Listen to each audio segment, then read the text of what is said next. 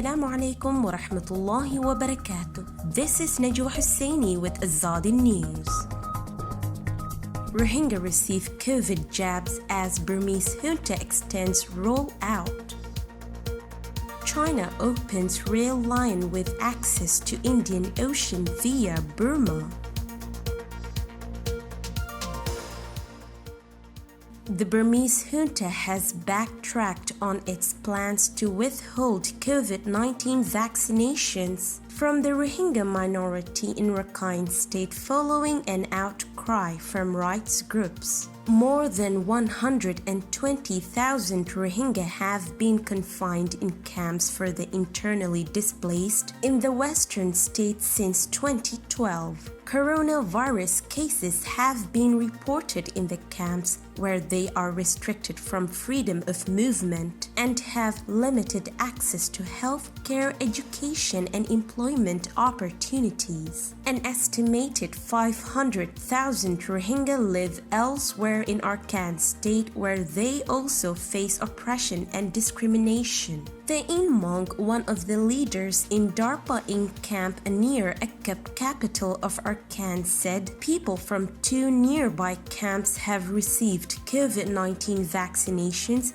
and their turn will come next. He said they have already collected the data from the camps for COVID-19 jabs. Not many COVID cases have been reported in the camps, and we urge people to practice COVID regulations such as wearing face masks and washing hands, The Ingmong told the media. Dochu from Tongpa camp in Maybun town said many people suffered the symptoms of COVID-19, such as loss of smell, headaches, and fever in July. 8 people from the camp who are over 65 have already been inoculated, according to Dochu. We are still waiting for the turn of other people as we have collected data for vaccination. The junta spokesman said in a news conference on August 27 that vaccinations will be offered to Rohingya in Rakhine as no one will be left behind in its inoculation program. The junta's move came days after rights groups decried its initial denial of COVID-19 vaccinations, after local administrators reportedly said they had no plan to include Rohingya in Rakhine. More than 1 million Rohingya were forced to flee to Bangladesh following the military's crackdown in August 2017, after decades of systematic discrimination, statelessness, and targeted violence. The junta has been trying to carry out vaccinations following soaring cases in the 3rd wave of COVID-19, which is worsening due to the virtual collapse of the country's health system. On August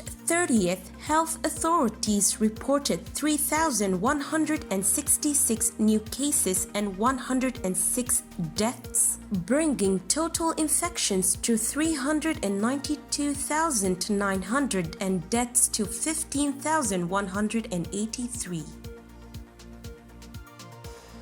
A new rail line providing China with access to the Indian Ocean via Burma was opened on August 25th on the Chinese side of the border. The rail line stretches from Chengdu, the capital of Sichuan province, to Lingang, a prefecture-level city in China's Yunnan province opposite Qinshui-Ha, a border trade town in Burma's northeastern Shan state. The rail line will enable China to transship cargo from Singapore port via Burma. Cargo will be shipped from Singapore port to Yangon port. From there, it will be transported to Qinshui-Ha in the Kokang self-administered zone by road and then by rail from Lingang to Chengdu. It will take 3 days to get from Lingang to Chengdu by rail, according to the Chinese embassy in Burma. The route is the first to link Western China with the Indian Ocean,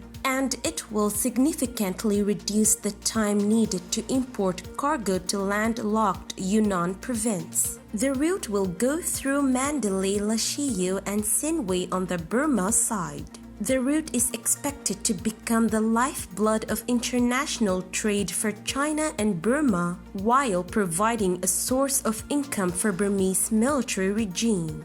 Meanwhile, measures are underway to establish a border economic cooperation zone in Chinchueha as part of Beijing's Belt and Road Initiative (BRI), and the planned zone will become an intermediate economic hub for Yunnan province's imports and exports.